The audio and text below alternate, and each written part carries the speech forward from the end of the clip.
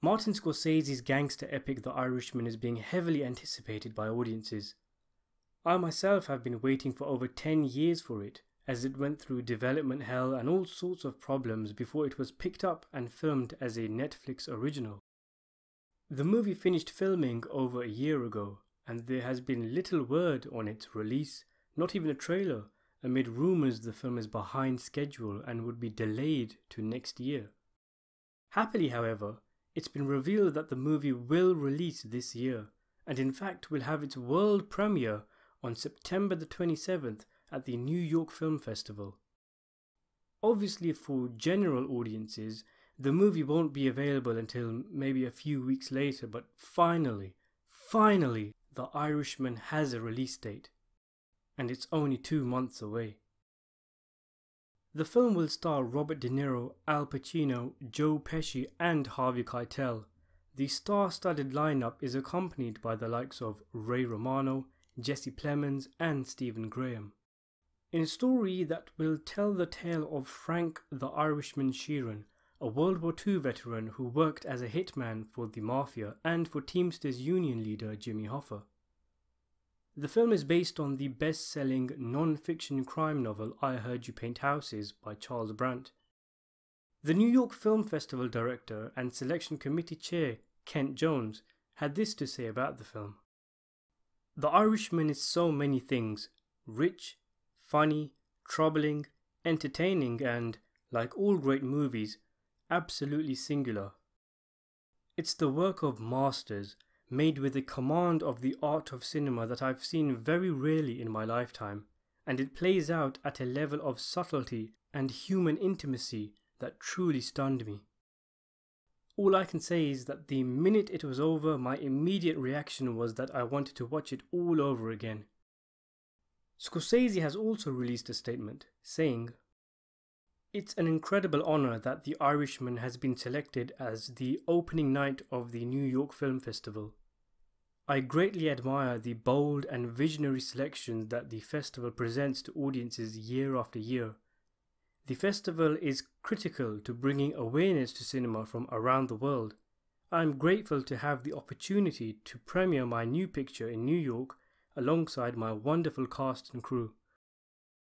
It's not clear whether Jones is simply trying to generate hype, but by the sounds of it, he's already seen the film, and his words are encouraging.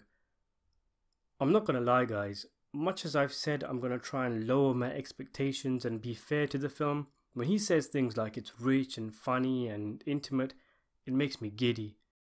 And not only that, but the first official images of the film have been released too.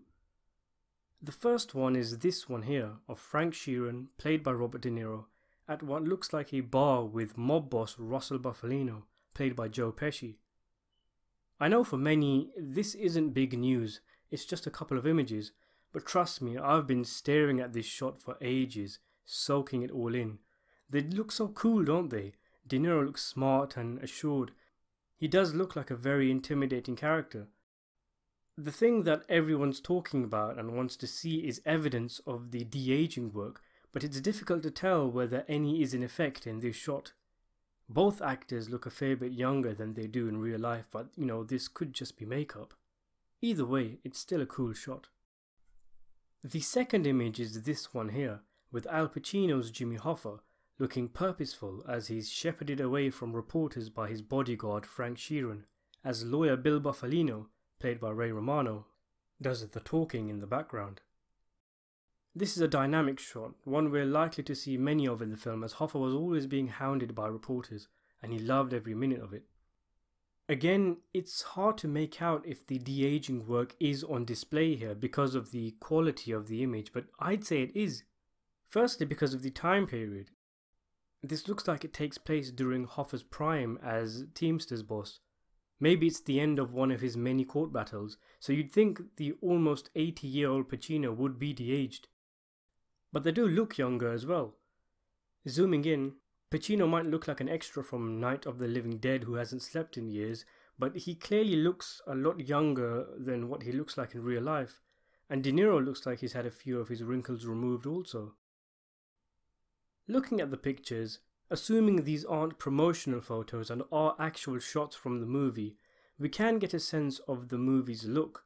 It looks heavily colour graded, as I guessed a few months back, because the CGI would stick out if other elements of the frame weren't colour corrected to suit.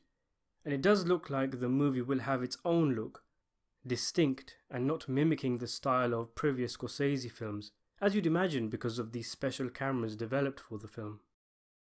So there you have it, lads, the premiere date and 2 images. We are so close to finally seeing this film released. Surely the film is finished by now, if not being at the tail end of the editing stage. No doubt we'll see a poster and a trailer drop soon, with news of how exactly the film will be released to general audiences. It is thought that Netflix will give The Irishman a much wider release than they have done for any of their previous films, in order to increase the chances of award success. The sheer thought that all of these actors would ever be in the same film is the stuff of dreams, and for them to be under the masterful hand of Martin Scorsese makes this film simply unique, special, once in a lifetime. The way the actors have talked about this film, the length of which it took to get made, the amount of cash that was pumped into it, everyone has taken this project very seriously. Everyone who's seen clips of it has been mesmerized. Let's hope we have a similar reaction when we finally get around to seeing it. Thanks for watching.